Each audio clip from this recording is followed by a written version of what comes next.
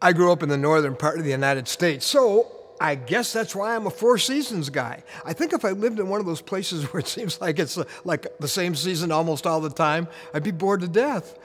Well, changing seasons are nice in the weather. They're also interesting to navigate in relationships. When you start out, it's like, wow, is it spring? And everything's blooming, and it's warm, and it's exciting. And then comes that stretch of winter. And for some of us, that winter stretch of our marriage has gone on a long, long time. Disappointment, financial problems, arguments, wounding words, a wandering heart. In fact, for some of us, there's even the thought of maybe it'd just be easier to give up. If you want to fight for a marriage, boy, I think there are some ways to do that and some ways to bring the warm winds back. Now, not to have a magic formula, there is no magic formula, but I think there are 4 sentences that might be at least the beginning of getting back to springtime. First one is, I love you. Just to again remember the reasons you fell in love with this person and that you love them more than their greatest competition. And then the words thank you are really powerful. Stand back and look at the positives that you fell in love with and tell them again the things you appreciate about them. Tend to forget those when conflict comes in and it gets tough.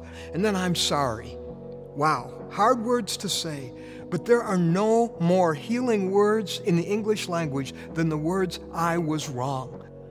And then I wish we could.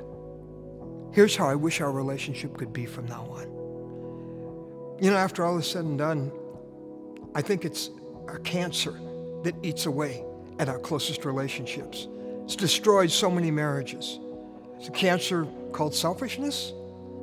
And you know, this is where the power of God comes in, because so many marriages have been healed when a husband or a wife was willing to come to the man who did his first miracle at a wedding, and that would be Jesus.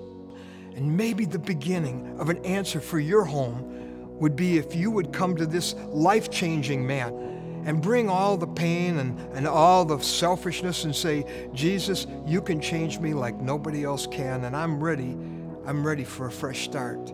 And what he'll do is he will give you a love so big that you got so much love to give away, it'll renew a marriage. I know he's done it for me. He made this promise. He said, I make all things new. He could do that for you.